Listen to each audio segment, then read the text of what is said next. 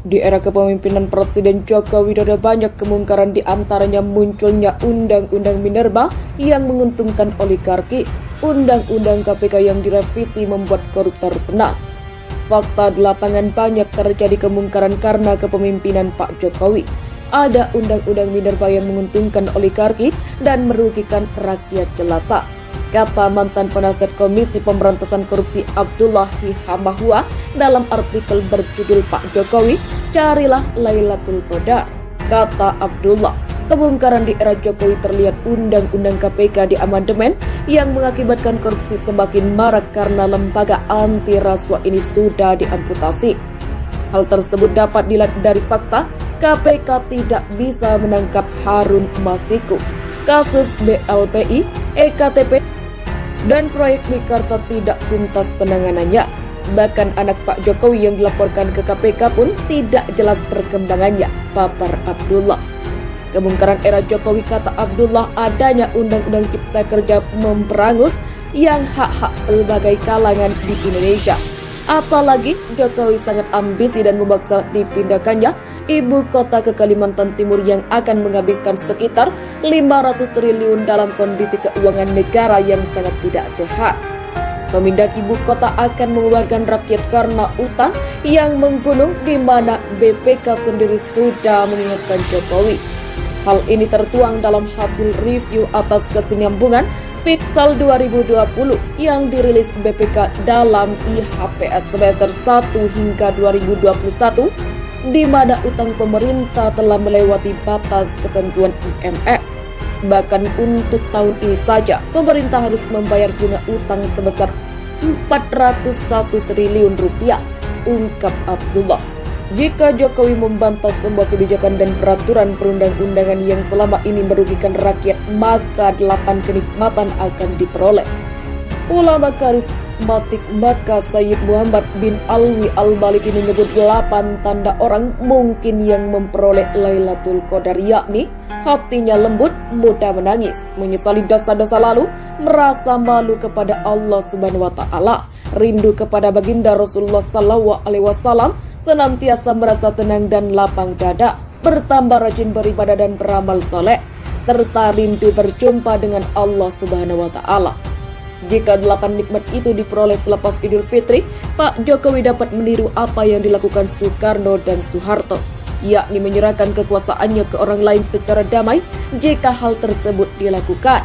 Meski tidak sekaliber Soekarno dan Soeharto, Pak Jokowi dapat dikenang sebagai bapak pembangunan infrastruktur, pungkasnya. Kemungkaran di era Jokowi terlihat Undang-Undang KPK di amandemen yang mengakibatkan korupsi semakin marak karena lembaga anti rasuah ini sudah diamputasi. Hal tersebut dapat dilihat dari fakta KPK tidak bisa menangkap Harun Masiku, kasus BLPI, EKTP, dan proyek Mekarta tidak tuntas penanganannya. Bahkan anak Pak Jokowi yang dilaporkan ke KPK pun tidak jelas perkembangannya, papar Abdullah. Di era kepemimpinan Presiden Joko Widodo banyak kemungkaran, di antaranya munculnya Undang-Undang Minerba yang menguntungkan oligarki, Undang-Undang KPK yang direvisi membuat koruptor senang.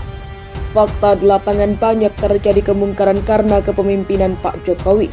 Ada Undang-Undang Minerba yang menguntungkan oligarki dan merugikan rakyat jelata, kata mantan penasihat Komisi Pemberantasan Korupsi Abdullah Hambahua dalam artikel berjudul Pak Jokowi, Carilah Lailatul Qadar. Kata Abdullah, kemungkaran di era Jokowi terlihat Undang-Undang KPK di amandemen yang mengakibatkan korupsi semakin marak karena lembaga anti rasuah ini sudah diamputasi.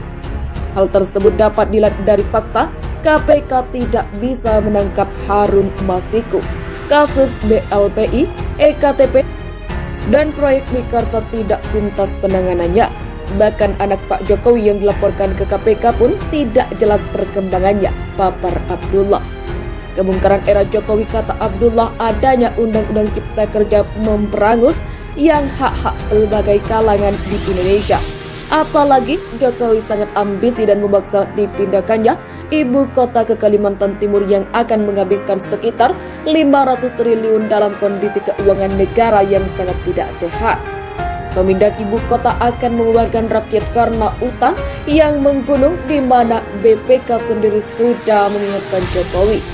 Hal ini tertuang dalam hasil review atas kesinambungan Fiskal 2020 yang dirilis BPK dalam IHPS semester 1 hingga 2021, di mana utang pemerintah telah melewati batas ketentuan IMF. Bahkan untuk tahun ini saja, pemerintah harus membayar bunga utang sebesar 401 triliun rupiah, ungkap Abdullah. Jika Jokowi membantah semua kebijakan dan peraturan perundang-undangan yang selama ini merugikan rakyat, maka 8 kenikmatan akan diperoleh. Ulama karismatik Makkah Sayyid Muhammad bin Alwi Al-Maliki menyebut 8 tanda orang mungkin yang memperoleh Lailatul Qadar, yakni hatinya lembut, mudah menangis, menyesali dosa-dosa lalu, merasa malu kepada Allah Subhanahu wa taala, rindu kepada baginda Rasulullah sallallahu alaihi wasallam, senantiasa merasa tenang dan lapang dada, bertambah rajin beribadah dan beramal soleh, serta rindu berjumpa dengan Allah Subhanahu wa taala. Jika 8 nikmat itu diperoleh selepas Idul Fitri, Pak Jokowi dapat meniru apa yang dilakukan Soekarno dan Soeharto, yakni menyerahkan kekuasaannya ke orang lain secara damai jika hal tersebut dilakukan. Meski tidak sekaliber Soekarno dan Soeharto, Pak Jokowi dapat dikenang sebagai bapak pembangunan infrastruktur, pungkasnya. Kebongkaran di era Jokowi terlihat undang-undang KPK diamandemen yang mengakibatkan korupsi semakin marak karena lembaga anti rasuah ini sudah diamputasi. Hal tersebut dapat dilihat dari fakta KPK tidak bisa menangkap Harun Masiku, kasus BLPI, EKTP, dan proyek Mekarta tidak tuntas penanganannya. Bahkan anak Pak Jokowi yang dilaporkan ke KPK pun tidak jelas perkembangannya, paparkan Abdullah.